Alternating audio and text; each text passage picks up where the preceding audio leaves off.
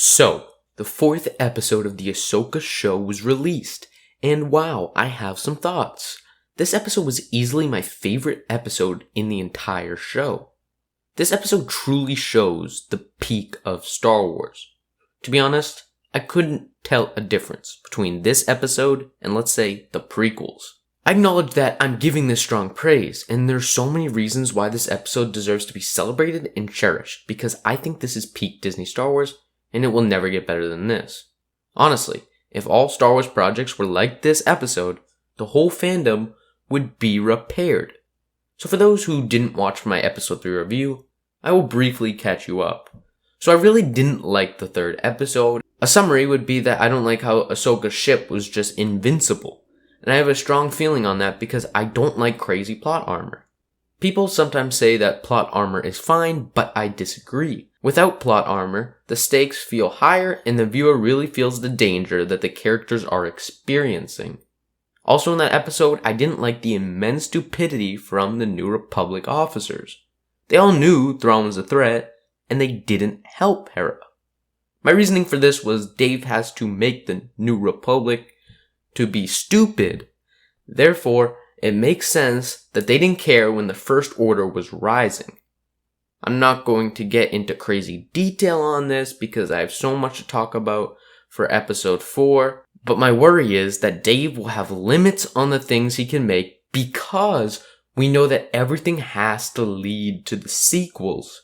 I also explained that if the Ahsoka show's plot is to defeat Thrawn and bring peace to the galaxy, we all know that's impossible because Ahsoka and the entire Ghost Squadron aren't there during the First Order's uprising.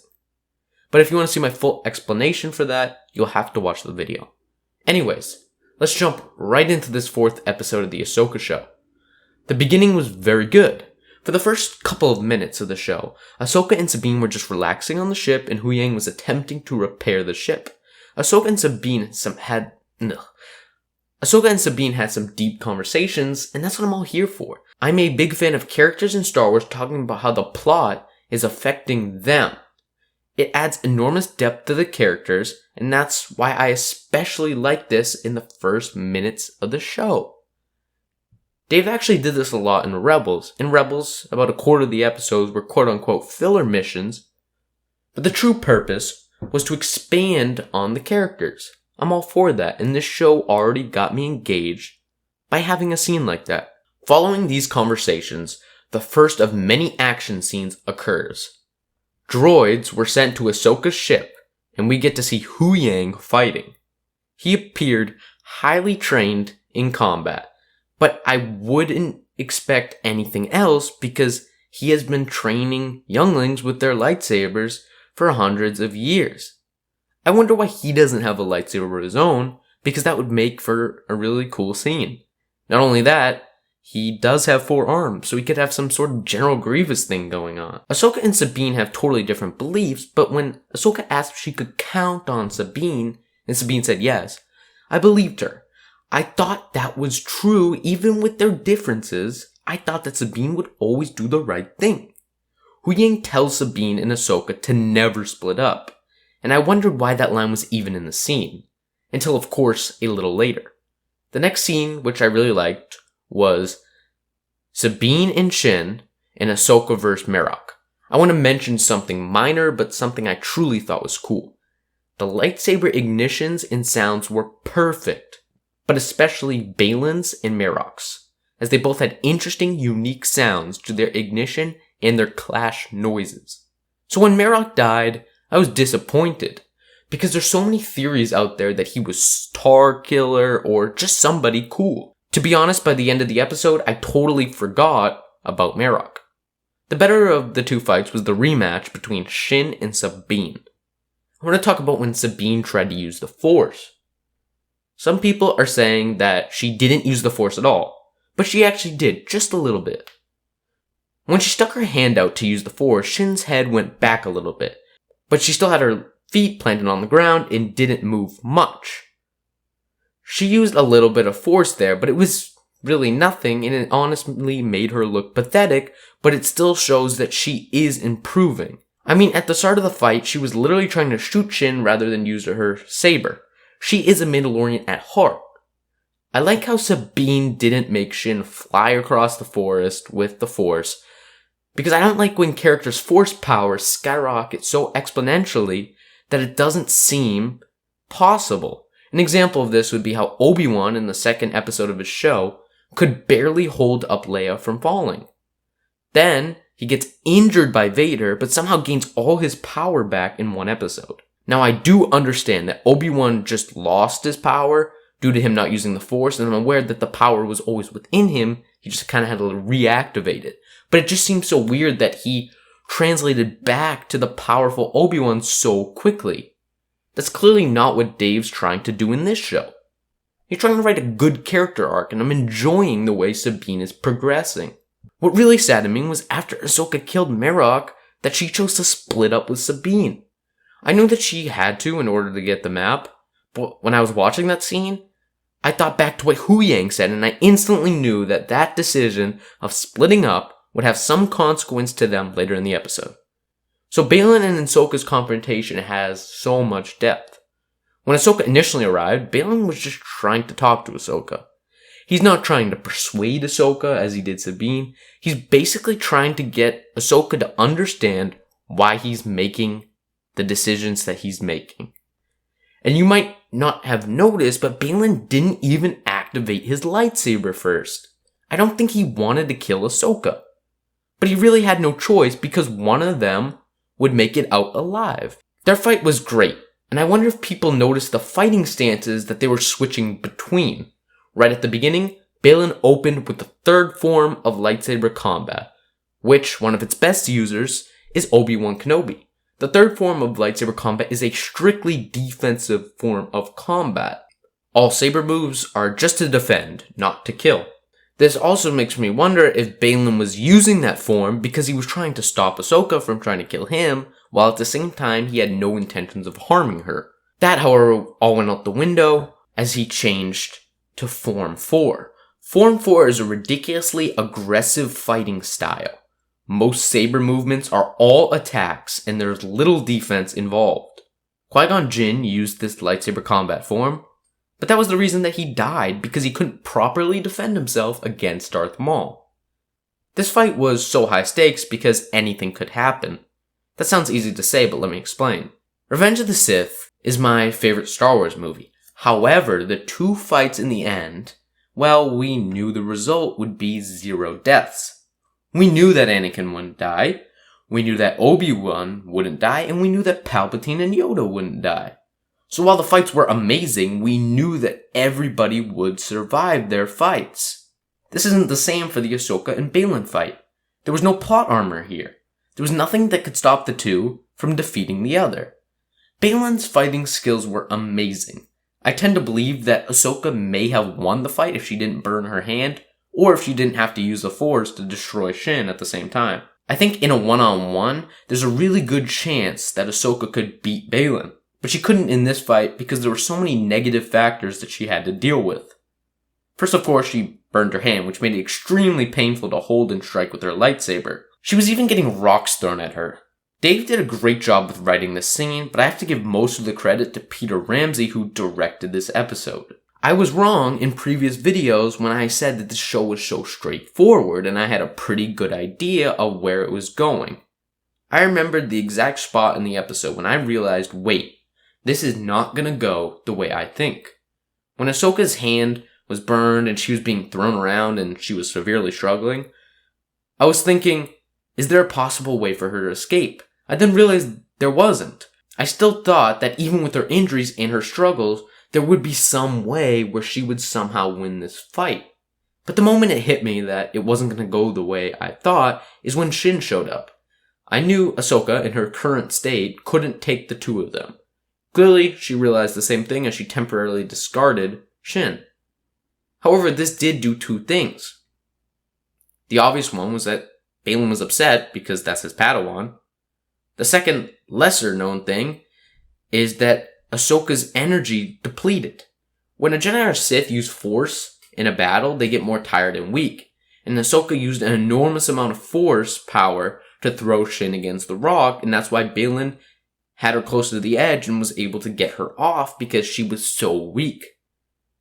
But things twisted more as Sabine showed up, and Ahsoka said to destroy the map, and she didn't. Ahsoka fell, and I just thought she fell into the water. Little did I know that she actually died.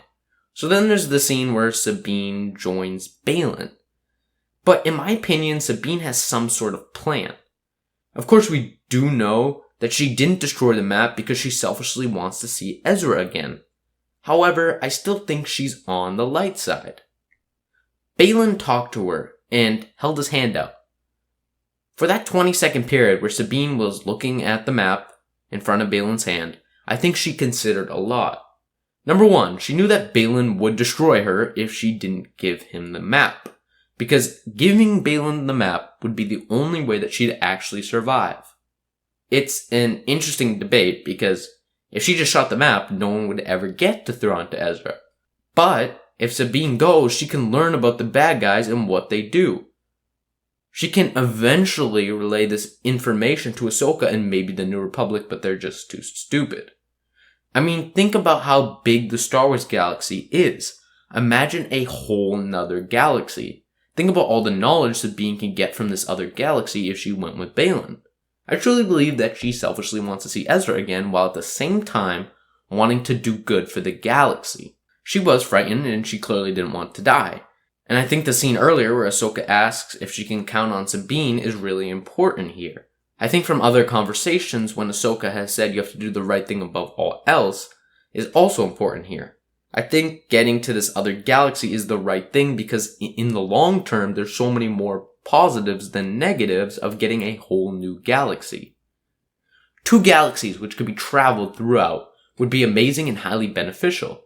But I will 100% admit that even though I'm a huge fan of Star Wars, I don't know what's going to happen with Sabine. I don't know her motives for joining Baylan. I think everyone agrees that she will never be a terrible evil person, or a Sith, but her motives are clouded, as the Jedi would say, and I'm only giving my theories. After Sabine gives the map to Baylan, I like how Shin was mad.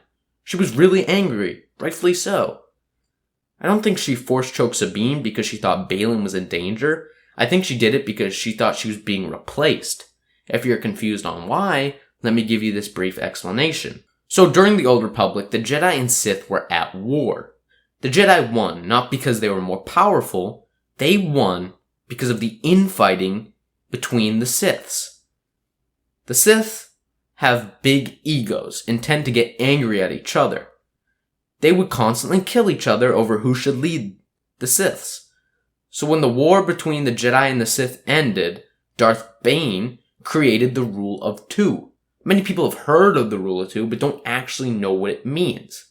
Basically, Darth Bane had to hide from the Jedi, because he was the last Sith. However, he wasn't going to hide for the rest of his life and just end up dying. No, he wanted revenge on the Jedi. The plan was, a Sith, starting with Bane, would find a Force-sensitive person. The Sith would explain that he's the person's master, and they would become a Sith duo. The Rule of Two, a master and apprentice.